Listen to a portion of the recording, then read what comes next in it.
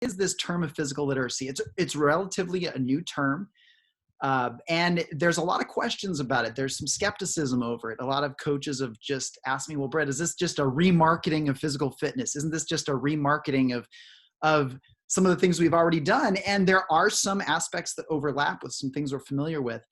But I want to start with really defining what is physical literacy and what is our role as sport coaches in developing physical literacy. Because at the end of the day, we are still sport coaches. We are not necessarily physical education teachers. We're not just strength and conditioning coaches. We're sport coaches. So whatever new initiatives we have in regards to development, it has to fit into the context of developing an athlete for our sport. But I think all of us will agree, if you've been coaching a long time, you've seen a distinct change in the general physical abilities of many of the athletes we work with. And I witnessed this. I began my career about 25 years ago when I was 16 years old. I coached soccer in America, and I worked with young kids, and I saw what those kids could do, and I had a lot of fun coaching soccer. And as my career evolved, I found myself on the other end of the spectrum. By the time I finished university and finished college, I had the opportunity to live in one of the US Olympic training centers as a speed and strength coach. So I got to see the beginning piece of development when I was coaching soccer with young kids, and then see the terminal piece of development. And what was really interesting to me is, with a lot of the high-end Olympic athletes, there was always, they were amazing, and many of us know this from working with high-level athletes, the physical capabilities are amazing with these athletes, but there would always be something we were working on that we couldn't quite break through. We couldn't have a breakthrough with this technique, or we couldn't find a break. We couldn't communicate it to the athlete, or the athlete couldn't communicate it to their body. And in those circumstances, we would have to reverse engineer. So we would have these high-level world-class athletes doing some of the things that I would do with my kids. And that was very fascinating to me. I wanted to learn why that was. And when I moved on from the Olympic Training Center, I started to work just with the general public, consulting with organizations with their young athletes. And over the years, I started to see just a breakdown of, I would have a young soccer player, a parent or a coach would send me a young high-level soccer player. They're very good at soccer, and they're always getting injured. And that's why they'd come see me. But then I'd find that they couldn't skip, they couldn't shuffle, they could do the skills of soccer really, really well, but all of the foundational work wasn't there. And so I went to the drawing board, and I just, why is this? Why are these? And then I got into some of Margaret Whitehead's research, and she taught a Canadian researcher that really spearheaded this physical literacy initiative. And I was like, yes, this is it. If we understood this concept as sports coaches, and as even physical education teachers, and as anyone who impacts physical abilities of kids, if we understood this concept better, we would have way more opportunities, not just to have kids enjoy sports more and play recreationally longer and be active when they're adults, but to actually create more opportunities for high performance. And so that's really what today is about. I want to share with you, really define physical literacy, look and see where does it fit into the overall developmental scheme of an athlete. And then I want to define some things that we can do as coaches in the context of a sports training practice or a training regime, some practical things we can do to help create and establish our athletes as physically literate athletes. So the first thing as a coach that we can do is to always see the young athletes we work with as kids first and athletes second. And this is essential, and here's why this is essential. For optimal performance when it counts. So optimal performance when it counts. So we're talking Olympic level, national level. This is with that age where it truly, truly counts. If in the States, they talk about college scholarships. Well, they're not giving college scholarships to 8-year-olds. So yes, we want 8-year-olds to perform, but that's not necessarily where it counts. So if we want performance when it counts, there has to be psychological maturity. We need biological maturity. We need optimal sports skill development, and we need optimal general physical capability development. All of those have to come together to create optimal performance when it counts. Well, with kids, if we have this idea that we're going to make 7 and 8-year-olds all-star skaters or soccer players or basketball players or handball players or whatever our goal is, the problem is we can teach those sports skills and we can just pretty much ram those sports skills down their throat, practicing hours and hours and hours a day. But the problem is, biologically and psychologically, they are still kids. They are still limited by the psychological capacity of their short-term attention span. That's just being kids. Their ability to link their brain hasn't developed enough to link current behavior with future outcomes. They don't have that part of their brain developed. So if, as a coach, you've been frustrated with kids because they don't seem to focus, they don't seem to take training seriously enough, that very well could be literally the part of their brain that allows that to happen hasn't come. So if we start to realize, yes, my job as a coach is to develop these certain skills within my young athletes, yes, that is our job, but it's so important that we think of them, okay, an 8-year-old is an 8-year-old. What are the limitations psychologically or physiologically of an 8-year-old? Understand that we are working with kids first, and hopefully those kids can develop some of these athletic skills. So in seeing it that way, let's take a look at some of these terms that are being thrown around now, and they've been thrown around for a long time, but I want to define some terms that are very important when it comes to our role in development with our young athletes. So the first term is physical literacy. So by definition, Shape America, which we very much stole this straight from the Canadians, I'll admit that. But physical literacy, the term we're talking about today, is the ability to move with competence and confidence in a wide variety of physical activities in multiple environments that benefit the healthy development of the whole person. So look at some of those look at the general notion of physical literacy. And as a sport coach, we are tuned, we are trained to look at the minutia of performance. We are trained to look at, okay, if this arm movement comes, how far should it move in this plane? And we look at these very small minutia. But in the current world we are in, with the kids we are given now, it's important that we're willing to take a step back and maybe look at our athletes more from a 10,000 foot level versus just the minutia. A couple words here that become important with physical literacy: competence and confidence. So in other words, if we create a scenario, if we create a situation where kids are able to not just practice our sport over and over and over again, if we're allowing through the training process to experience other things and to do other things, when they are put into an unfamiliar scenario, it could even be within our sport. So they go to a track where the ice isn't optimal, or in another sport they go and it's a weird field or it's a strange competitive environment. The opponent is playing a different style of defense or different style of offense. If we have physically literate children who have developed all kinds of different physical skills, they will still be able to perform in those scenarios. And additionally, what physical literacy does is it allows opportunity for the child to have a broader perspective on sports, which will decrease anxiety and decrease some of the negative things that actually create a departure from sport. So if we realize, okay, we give these very general capabilities, we can get a little bit more specific, and we look at the term physical fitness. Now, physical fitness is good health and strength achieved through exercise. So we can have kids that are physically literate and physically fit, but they might not be athletes. Now, just because you're physically fit doesn't necessarily mean you're physically literate. I can take a kid and make them run laps around a field all day, and I can make their heart very, very fit. But I'm not giving them different capabilities. I'm not opening their eyes to the different things that they can achieve with physical activity and with sport. So while physical fitness is important, it doesn't necessarily incorporate everything that's involved with physical development. And then finally, this term of athleticism.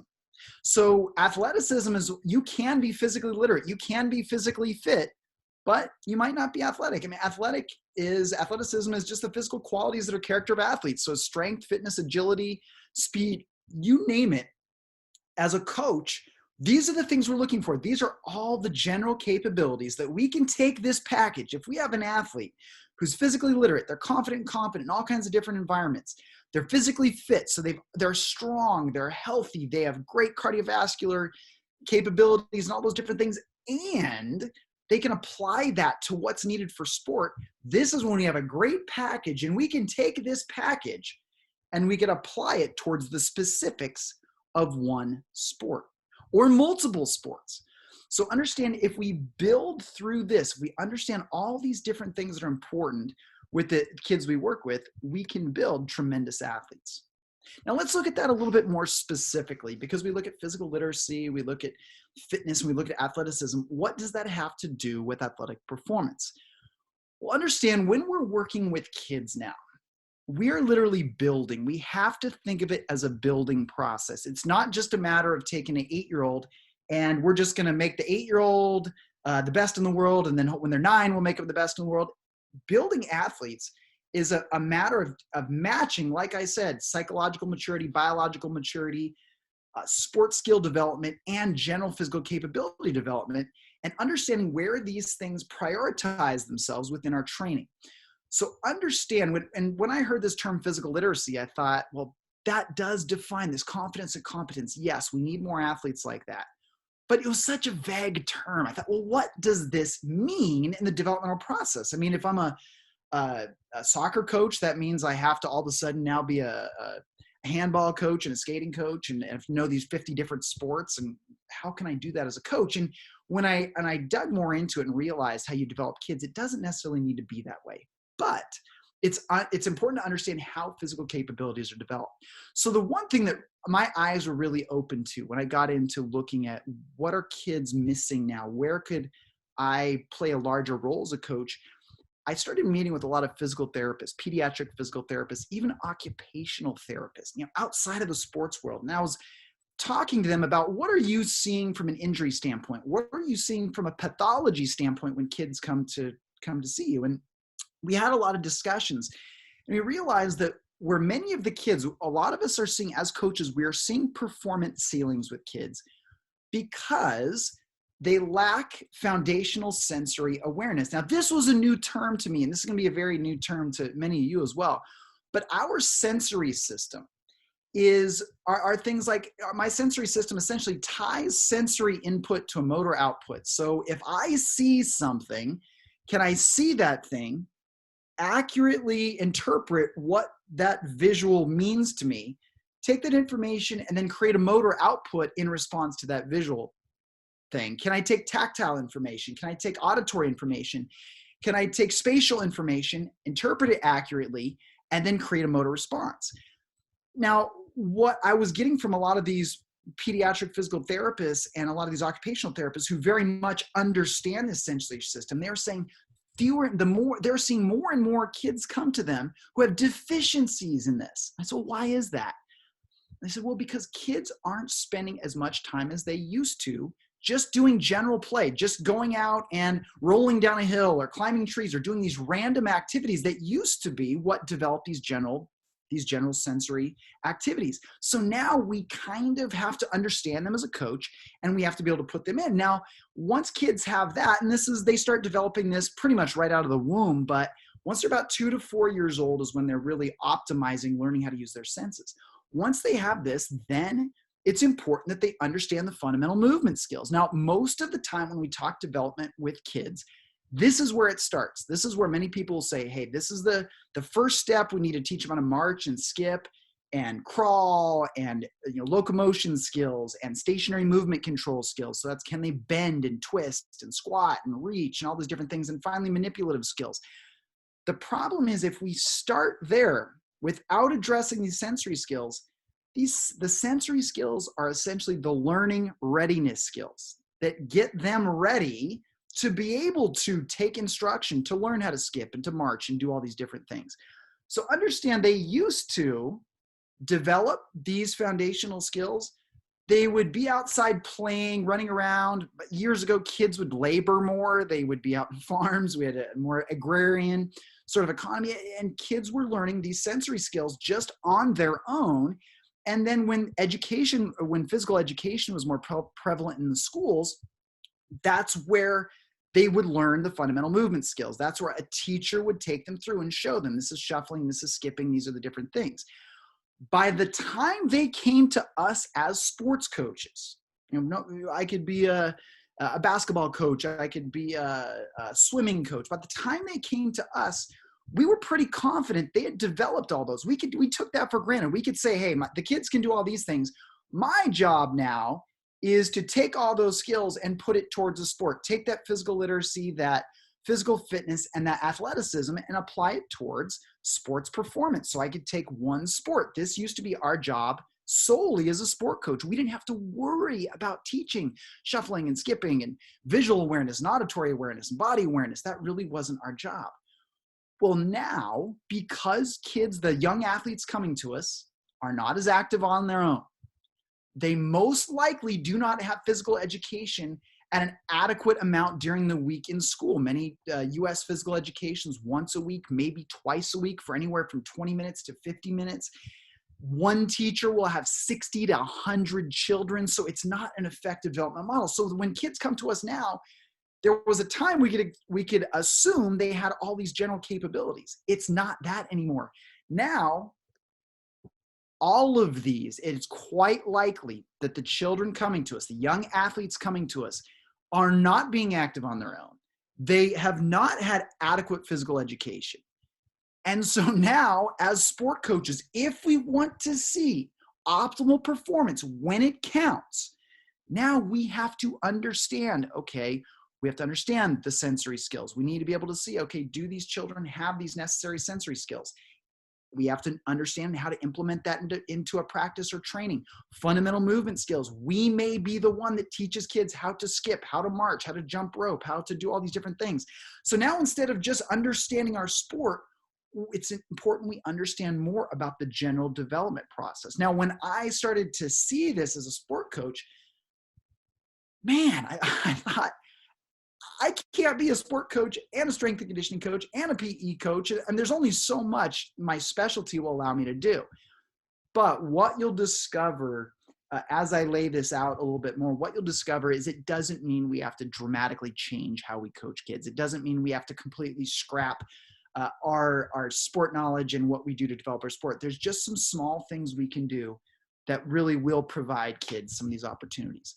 So one of the things that if we do what the data has shown is if we are willing to take these kids we work with and develop a broader capacity for physical movement. So if we're willing to take these athletes we work with and say, okay, I know I'm a speed skating coach or I know I'm a track coach, but I'm going to still implement things that aren't exactly specific to my sport in training. I'm going to have them play games, or they have to throw and catch, or I'm going to have them do these different things to develop a greater capacity. What the research has shown, kids with a broader toolbox of activity, they have a higher performance ceiling. So they're actually able to perform at a high level as they get older because they have fewer motor proficiency barriers. One thing in working with the Olympic athletes that, and I think many of us here will share as well, is they would get to a point based on their work ethic and their physical gifts, but there would usually be some sort of barrier. And it was because they just, for whatever reason, the brain wouldn't talk to the body to execute this one little thing they needed to do.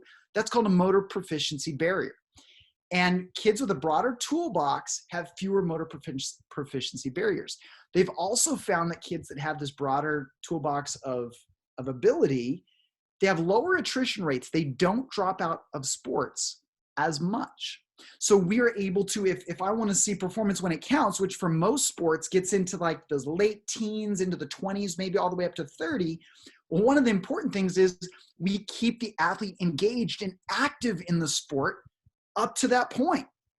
And the attrition rates from sport, if you look at the research on attrition rates, they're largely attributed to injury, burnout, and just a loss of interest because the kids aren't having fun anymore because they've literally done one thing their entire life. So they're overtrained physically, mentally, they've gone only as far as they can. So we're actually able, when we give kids a bigger toolbox, they can compete for longer. They see fewer injuries when kids have greater different varied physical capacity. So again, injury is one of the large things that contributes to attrition rate. So if we can mitigate some of the injuries, we are going to keep athletes longer. And then they've seen that kids have more capabilities, have a positive health habits after retirement. So essentially, as a coach, we're not only contributing to their athletic performance, we're contributing to their lifelong health, which if you look at this statistically, the number of athletes that we work with in our career that will actually make a living from sport is relatively low. So part of in the back of our mind as a coach, if we truly are a mentor for life, it's important that we keep this in mind. What happens after sport? So let's look at, I want to go back to, if we want to create these physically literate athletes, that foundation of physical literacy that many of us, I know that me as a coach, I was not educated on this, even at the university level. But let's talk about these sensory skills. And these sensory skills are so important, that these learning readiness skills, it's so important that kids have these capabilities. I always share this story. This really enlightened me as a coach, this situation we found ourselves in. We were going down to the border. I live in San Diego, California, and SpiderFit Kids, my company, we were going down to some of the underserved schools near the US-Mexico border. And we would volunteer our time. And the first day we were going down, the teacher had us coming in to work with a PE class of kindergarten and first graders. So we're talking like 6 years old, 7 years old. And we showed up, we had our plan, these fundamental movement skills. We were going to show them how to squat, and we were going to show them how to do these movements. We had some games. Well, we got down there, and as the teacher was marching her 26 and 7-year-olds over to our field that we had set up, one of the aides who was helping told us, now, you know, they don't speak English, right? They hadn't told us about that before this situation. So now we had 26 and 7-year-olds that our lesson plans meant nothing. I don't speak enough Spanish to teach a class. So now I looked at my coaching partner and I was like, what are we going to do? They didn't even understand. If we were to say, touch your knee, they don't even know what knee is in English. And so what the lesson turned into is we pretty much played Simon Says. We did body identification, was a major part of the program for the first 2 times we worked with them. So, touch your head. This is your head. Touch your shoulder, touch your knee, move your leg, raise your arm. And once we were able to communicate, so we started to do these body awareness type of activities just so we'd have a level of communication. Well, after the first couple of weeks, we noticed something very interesting. We noticed that once we moved past just identifying body parts, and we actually started to show them how to do some of these movements, and we started to implement them into activities and games, these non-English speaking, underserved, and quite frankly, these kids were largely very deconditioned, overweight, just a lot of the negative consequences you see of the socioeconomic challenges that they had. They were picking up skills at a faster rate than many of the other kids that we had worked with they were English speaking. They were from high socioeconomic status. They had coaches, they had sports, they had all these different things. These kids were picking up skills faster. And that made me realize, oh my goodness, we're taking for granted that these English speaking kids automatically understand what their body parts are, what they do. If I say, hey, bend your knees more. Well, they understand what bend is, they understand what their knees are, but they haven't practiced bending their knees. And so it's confusing. So what we started to do is we started training with English speakers or non-English speakers. We would start training with a lot of body awareness work. And that's one of the primary perceptual motor skills, body awareness. Body awareness is an awareness of the body parts, so vocabulary of body parts and what they do. Now, even when I coach high-level athletes, if I'm coaching them on a movement, I will go through I'll say, okay, now I want you to elevate your shoulders, depress your shoulders, retract your scapula, protract your scapula. I want them to understand all the things those areas can do, because when I give them a coaching cue, they pick it up much faster. So body awareness is one of the perceptual motor sensory skills. Directional awareness. Do the athletes you work with understand not only their right from their left, but all of you looking at me right now, if I were to raise my hand, am I raising my right hand or my left hand? Now I'm raising my right hand, but to you on the screen, it's on your left. So your brain has to figure out what the heck's going on. So being able to not only identify my direction from my body, but understanding general direction, and then going further than that, do you understand up and down and east and west? And can kids move in every direction? Before we even apply it to sport, before we even apply it to athleticism or fitness, can they just take these commands? Spatial awareness. Are kids able to identify space? All of those that have worked with kids that are around 6 years old, 5, 6, maybe even 7 years old, If we put them in a group and we tell them to run around, they run into each other. And I used to think that was just because they were goofing around and being obnoxious. No, their visual, their eyeball is not even formed well enough to be able to create depth perception. They run into people because they can't tell that. So spatially, can they understand how much space their body takes up, but also how much space is available for their body to move? This is important for almost every activity we do. And you'll find some of these limiting factors. These sensory skills can be limiting factors to a lot of our performance. Temporal awareness. Not only can kids syncopate a beat, do they know a rhythm? Things like jump rope, things like skipping, even within a sport, in skating, in running, it's all based on a rhythm. Can they identify a rhythm?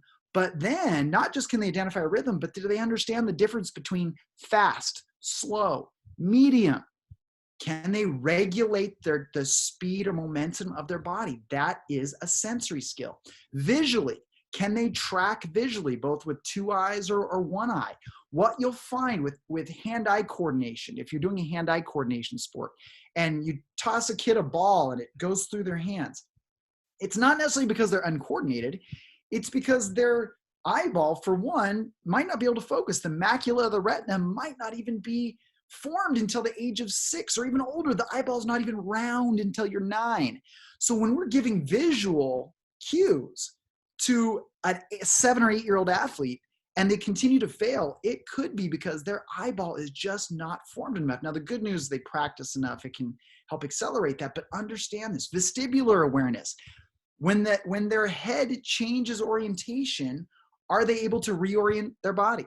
So if they're standing up versus if they turn their head, if they look up, if they look down, if they put their body in a different orientation, are they able to maintain balance? Auditory awareness. Not only can they hear, the question is not only can they hear, but can they tell where sound is coming from? At the higher levels in racing sports, they've found that many athletes respond to the cues of where their opponent is. It's based on sound. They hear their opponent's feet hit the track or the skate hit the ice, or they hear their breathing. Can they take auditory information and make it effective? Tactile. Do they understand the difference between combative touch or competitive touch? What this does for sports that are combative in nature or do have contact, it allows kids to thrive or to be able to move appropriately based on that tactile feedback. And finally, proprioceptive feedback. Proprioceptive awareness is a child's ability, an adult for that matter, to really create an internal map of where their limbs are in space and what their limbs are doing. And this is all based on feedback from the joints, from sensors we have in the joints and the muscles. They give us feedback as to where our joints are in space, how much force is being applied to the joints, and how much force is necessary to accelerate or decelerate a motion. What you'll find is a lot of athletes that come to us and they just appear uncoordinated. I mean, we ask them to do something, they can't do it. A lot of the time, they'll have some proprioceptive challenges. So when we understand this as a coach, it becomes when we have an athlete that struggles with something, it's not just a matter of us saying, oh, well, they're struggling with this, they're just uncoordinated. When we understand these sensory skills, we can break down a skill to its most fundamental components and we can say, okay, well, this is a spatial issue. Let's do some spatial activities to help develop that spatial capacity, the most basic spatial capacity, and then we can build from there. Because the way that this learning process, when we're learning the perceptual motor skills, the way this works is when we allow kids to just try something new, something novel, to explore a new activity or do something, they have no idea how to do it. So they have to select a body part or a motion or a movement. And then they have to figure out kind of, well, what would this look like? It's called approximation. It looks clumsy. They try for the first time. We throw them a ball. They're like, well, I guess I'm going to throw my hand out. That's the most logical thing. So they throw it out and they bounces off their hand. They approximated what they thought they were supposed to do. The more they do it, then they start to fine tune. So this is with any new skill. When we allow them all kinds of opportunities, well, then pretty soon it becomes action to perception, which means that they don't have to think about it. It just becomes automatic. And then they find something else. Now, when we create a situation in practice or training where we give kids novel challenges, not necessarily related just to our sport, but just give kids games or novel challenges, The more they go through this process of exploration, selection, approximation, fine-tuning, and then just keep going around, the more they do that, the more efficient their neural system gets at acquiring new skills. Think how valuable that is as we progress a young athlete to the higher and higher levels of competition, when our role as a coach is to find the greater and greater minutia of performance. Move your elbow here. I need your hip to stay at this angle with your elbow, or whatever it is. If they have been exposed to all these new and novel things throughout training, their neural system will be much, much more adept in being able to make those changes. Now, once we understand those sensory skills, this is where PE teachers sort of have had, physical education teachers have had their specialty for so long. Teaching these basic, fundamental, foundational skills. Stationary movement control. Stationary movement control is, can the body control its center of mass as it bends and twists and moves while in place? So that's stationary movement. Locomotion. So examples would be, a lot of the calisthenics we know, squats, push-ups, bends, all these different things while they're in place. Then locomotion. Well, can kids get from point A to point B using all kinds of different movement patterns? Can they skip? Can they crawl? Can they shuffle? Can they do all these? And finally, manipulative skill. Can they throw? Can they catch? Now, if I'm a track coach or if I'm a skating coach, and I'm like, well, why would it matter if a kid can throw? Well, just realize if I do some games, if I just kind of introduce that where kids are throwing with both hands and they're doing different things, I'm drawing some mental connection from their brain to their upper body, to their limbs, their distal limbs. So it's going all the way from my brain to my hands. If I want to do soccer or kicking, it's going all the way from my brain to my feet. Now, if I get more and more connections from my brain to my feet, my brain to my hands, understand when I ask them to fine tune a movement within our sport as they mature, they're going to be able to fine tune much easier because their brain already has a pathway. So to get more granular, understanding the stationary movement control, these are things like level changes, squats, lunges, hip hinges. A lot of the Olympic lifts fit into this, but when they're at the hips, any sort of rotation, gripping and carrying, pushing, pulling, and finally balance. So these are all stationary movement control. And you can see some of the young athletes that I work with. These athletes you see right here, these are all under the age of 7. And so they come in and you can see just the general type of stuff we're doing. They got a smile on their face. We always say sweating, smiling, and smarter. But then the locomotion skills, crawling, it doesn't matter what the sport is. Can they gallop? Can they jump? Can they hop? Can they roll? Can they crawl? Can they walk?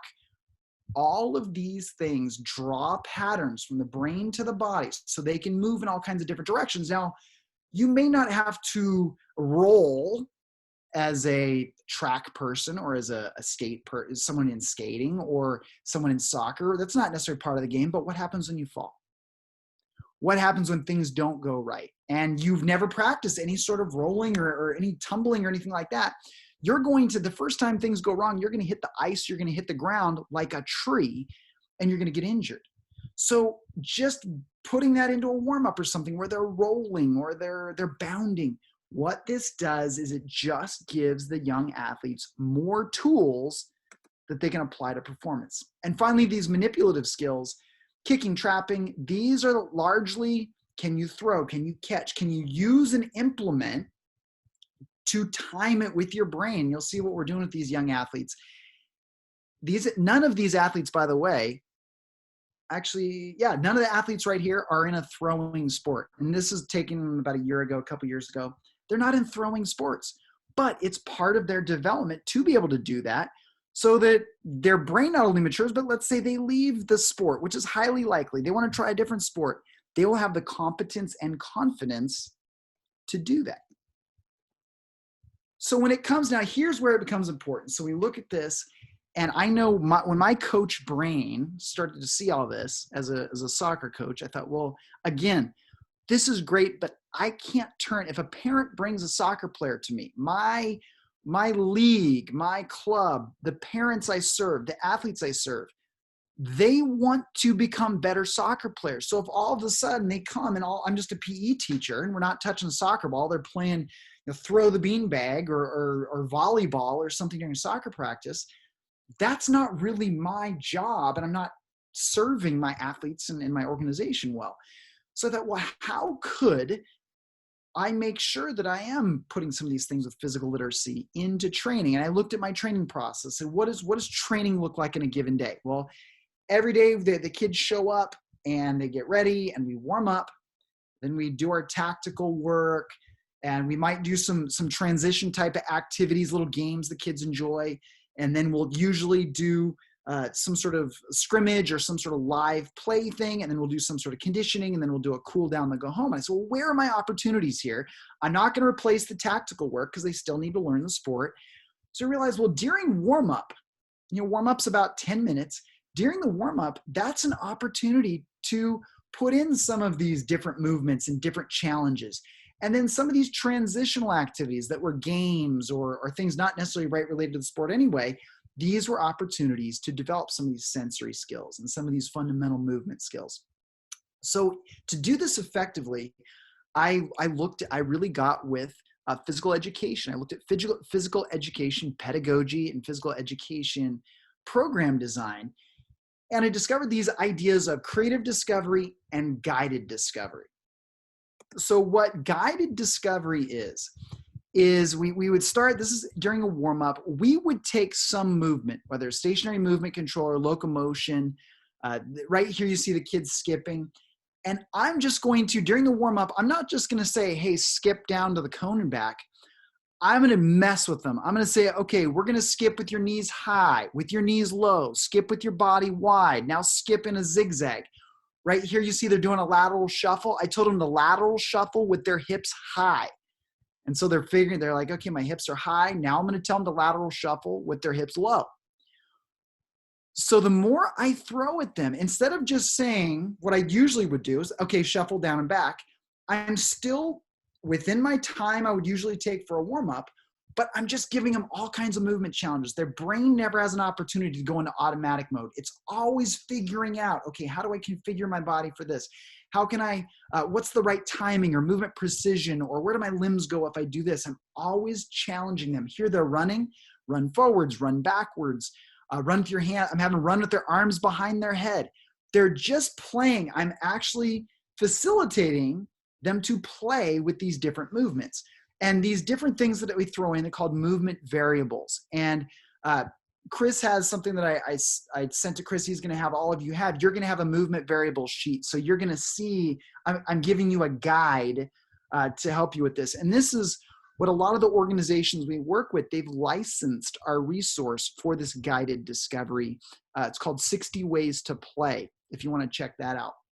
But with each one of these variables, they're going for about 5 seconds. So they're running with their arms behind their head for 5 seconds. And so by the end of this warm-up, they have taken their body in so many different ways. They've tried so many different movements. They're engaged and they're learning. So now so that's guided. Creative discovery, this is where I'm even getting away from standard movement. I might just throw in words that they don't even understand yet. I might say, here I'm saying shrink, or actually what we just did was I said shrink, grow, roll. And you'll see, I want to see if I'll actually rewind this a little bit. If you can. So I was telling them to shrink, grow. So they'd shrink, grow, and then roll. They can interpret it however they want. But what it does by throwing out these random words, these random movement words, I might say, it's funny, we're in Southern California. I said skate. That you'll see it coming up. Yeah, we don't have a lot of ice skaters here in Southern California. So they just kind of looked at me, but I'm not going to prompt them. I essentially say, hey, figure it out. What does it mean to you? So their brain has to outsource it to the body. They got to figure it out. This is what kids used to do when they just were locked out of their houses for the afternoon and they had to go be physically active. And so when we can facilitate that, and what I do is I'll take a word or a group of words. Usually I'll put 3 words together. So what you saw here, I'd put 3 words together. Shrink, grow, roll. I think it was a skate, shuffle, spin. I just put these, and they would have to link these words together all the way down to the cone and all the way back. again, what this does is their brain's got to figure it out. Not only does it have to figure out this new novel movement, it has to figure out what that movement transition would be like. Think about what that means now when I put them in the context of a sport and they get in an unfamiliar situation. They're like, well, we haven't practiced this. I did not do this in practice. I don't know what to do. But if we've drawn these connections by some of these more random and diversified movement, we are going to have more physically literate athletes, more competent and confident in all kinds of different environments, and they're going to be able to overcome some of those challenges. So you can see another opportunity was for just games and different activities that they didn't need to understand why we were doing it, but me as a coach, I understood why we were doing it. And this is a way to really challenge some of those sensory skills. So whether it be visual awareness, auditory awareness, some of these, they would laugh and they enjoyed these games, but we were working on these different skills. And a lot of them had a conditioning element to it. So instead of just saying, hey, let's run back and forth at the end of training, it was, hey, let's do these games. Oh, can we play this game? Yeah, we can play this game. But as a coach, I'm looking and seeing, okay, which kid, this game, I understand this game has a large visual component. You can see one of the games we're playing here. So with this game, they're on 3 different teams, team 1, team 2, and team 3. And I wouldn't say a word, and I would just hold up the number of the team that was it. So I would hold up 1, 2, or 3, and I'll show you. So they couldn't just lower their head and run around. They had to constantly move while keep their visual field open so they could see my hand. Right here, this activity, I'll take it back. This activity is an auditory activity. I have my athlete, his eyes are closed. He's facing away from me. I'm snapping my fingers. He's trying to grab where my hand is. So he's learning how to identify the directionality of an auditory cue. Again, he thinks it's a game, and it is, but I'm looking at some of those sensory skills. So with my young athletes, as a coach, I'm able to identify, okay, I can see that this young athlete struggles with these auditory or these proprioceptive activities. That gives me data as a coach. So when I try to do something in the context of my sport and that athlete's not picking it up, I can understand, well, yeah, they have a spatial, they have some spatial limitations. So in order for them to get to the next level in this sport, we need to develop that spatial capacity a little bit better. So then I can do activities that help them develop that spatial capacity.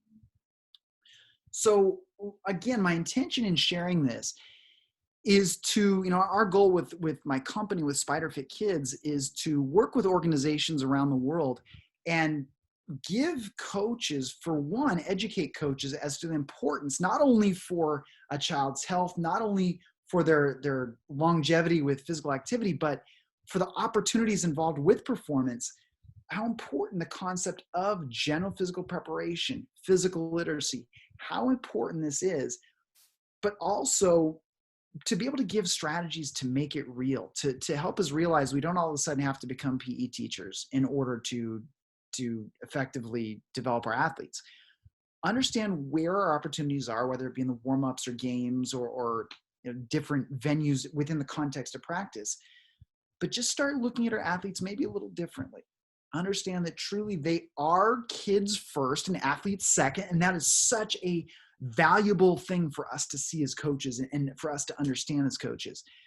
But to be able to see it like that and then understand how we can engage kids and how we can get them to have these broader capabilities as young athletes. So thank you everyone for being here. And I hope you found this valuable. And like I said, I gave Chris some resources to distribute. Please feel free to contact me, brett@spiderfitkids.com, if you have any questions. Like I said, we work with many national governing bodies, both domestically and overseas, and in addition to a lot of other individuals as well. But for more information on SpiderFit Kids and more free resources, check out our website, our Facebook page, SpiderFit Kids. We update it daily with research, with practical activities. And then our YouTube channel, which is just SpiderFit Kids, we post a lot of our videos there as well. So these are all free resources for you as a coach. But just have fun with it, understand our role as coaches, to create lifelong athletes. Our mission with Spider Fit Kids is to create a future of happy, healthy, active young athletes. And thank you for being part of that mission. So thank you, everyone. Brett, thank you. Like I said, I've been working with you for about a year and a half now, and absolutely just love when you get a chance to listen to you talk. And I think with a sport like ours in speed skating, it's extremely technically demanding sport. And I think we kind of lose, a lot of coaches lose the perception that they are kids first, and that we can't just assume if we give them a cue to make a technical change, that they're going to necessarily understand how to move their body to do that. And I think a lot of coaches who are on this call, because we have some more high-end coaches and people who have been in the sport for a long time, understand that when you're in that speed skating position, which you're crouched down really, really low, and then as a coach, we're giving them a cue to move their hip or adjust their shoulders. But if we haven't prepped them and kind of done that sensory prep that you talked about earlier, that we're just talking to a brick wall at some point. So I think a lot of coaches lose sight of that, of the idea that, look, we're giving them a cue, but we have no idea if they actually know how to interpret this cue, but we can prepare them for that in advance with the physical literacy stuff that we're doing. So I think that's something that's really important that a lot of coaches lose sight of. And I'm sure every coach who's on this call has had that before, where you're giving a cue to your athlete and they're just not doing it. Like, don't let your knee collapse in. Like, don't let your ankle collapse in. Like, why is your hip out of the corner? Why are your shoulders unlevel? Like, these are all cues that every single coach on this has given to an athlete before, and also had an athlete completely not respond to it. So I think Chris, if I could add to that really quick, one of the things that we discovered through that specific thing, the sensory prep was such a powerful thing for me as a coach. When I started to discover that, it shortened the learning curve so fast. But one of the things we discovered, it wasn't good enough just to prep them for the correct way to do it. So you said, why is your knee collapsing in? We found that we would have to say, okay, everybody, let's see your knee, out. Okay, now let's see your knee collapsed in. Now let's see it out. Because what they would do is when we would prompt them to do it wrong, they developed an awareness of not only the terminology, but how it felt to do it wrong. And a lot of the time we could just say, which one feels better? Well, yeah, when it's out, it feels better. That awareness, and it takes seconds, but just taking those couple seconds to create that awareness, not only for what they're supposed to do, but an awareness of what it feels like to do it wrong. We discovered we had to add that layer of actually prompting them to do it wrong, which sounds weird. But when they developed an awareness of it, when I said, hey, your knee's collapsing in or whatever it is, they'd be like, yep, I know exactly how that feels. I know exactly what you're saying. And so now I can have more autonomy over correcting that. Yeah, that's exactly it. If anyone has any questions, we've got a small enough group, just unmute yourself and you can kind of add to the conversation, or even if you have thoughts or observations of how you've used this, because I know we've got a good contingency from Canada on this call right now. So and I know that physical literacy has been pushed up there, like Brett said earlier. They invented it. Yeah, Canada, we stole it from you. You guys invented it. You're very much, Canada's been very progressive in regards to the LTAD model and physical literacy and large scale initiatives towards this movement. So to all you Canadians, thank you very much. In the other thing I wanted to say is Brett referenced, if you didn't get the email, the packet that he talked about earlier with the kind of the sensory motor skill, the stationary motor skills and the locomotion and the movement variables, that little cheat sheet, along with the summary of the perceptual motor skills. If you haven't gotten that packet yet, my email is in the chat. So shoot me an email and I'll kick that off to you. But I think most people on this probably have it. If you're watching this on YouTube, hop over to US Speed Skating's website, usspeedskating.org, and go over to our development tab, and you'll be able to get in touch with me, and you'll be able to kind of see some of the resources that we have available there as well. So last chance, anyone got any questions kicking around or thoughts, how you've used physical literacy or how you currently use it? Looks like we're good. All right. All I right, just Brett. Oh, go want ahead. to thank you, Brad and Chris, for organizing this. And I've been able to talk to Brad before, and I have to say it's so important that we realize ourselves that it starts with physical literacy. And this is not only something that you do with kids, it starts with kids, but it is also something that you still implement at the high level when you work with high performance athletes. And I was wondering, maybe I see Matt's here, and I know that US Speed is also using it. Are you using it, and in what kind of way are you using it? If I am allowed to ask this question. I'll take that one. We're actually we've used this a lot and with all ages. I took myself and Andrea Dodak, who's also on this call as our short track program director. We took a tour of 6 different clubs on the East Coast last year and worked with really young kids and implemented this stuff and did a lot of body awareness work with them. But also twice a week, I work with our national team on this and implementing really exactly what Brett showed, the guided discovery work and the creative discovery work with them. And in that group, within our national team, we've got multiple time Olympians, we've got Olympic medalists, and it's really interesting to see that when you give them a cue like, I want you to skip, but I want you to skip twisted, and you throw that movement variable in there, you watch them and you think it's an athlete that is an Olympic medalist or is a world championship skater. You'd think that they could get it, but then you watch them pause as they're trying to process in their brain what they're trying to do.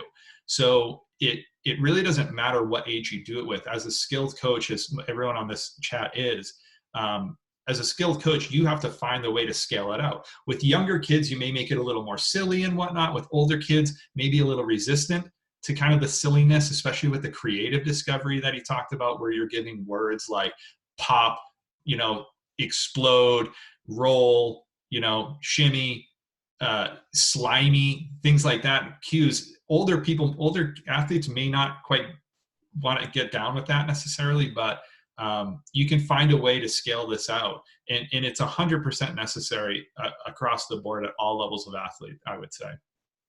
And you have been applying this about 1.5 years now, correct? Well, yeah. Go ahead.